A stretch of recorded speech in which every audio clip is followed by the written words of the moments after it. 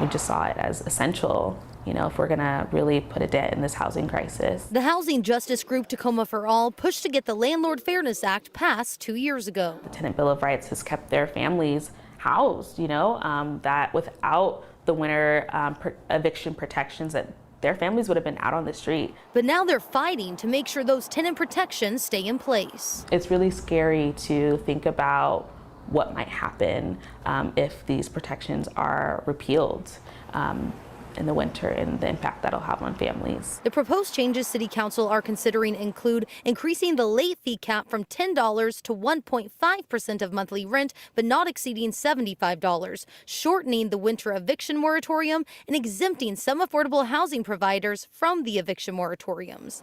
More than 10 affordable housing providers and community organizations signed a letter saying the eviction moratoriums have caused negative and unintended consequences, saying they are raking in debt from people not paying rent, and that once evicted, tenants have staggering debt, hindering them from securing new housing. If you were a housing provider and somebody applied for your home to rent and they owed another landlord $7,000 in unpaid rent, would you rent to them?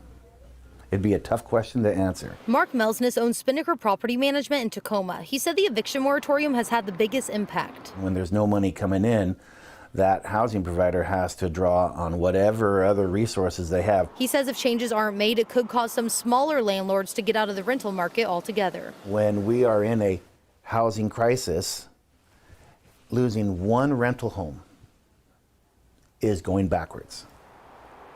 So they don't want to take the risk of being sued. They don't want to take the risk of not getting paid.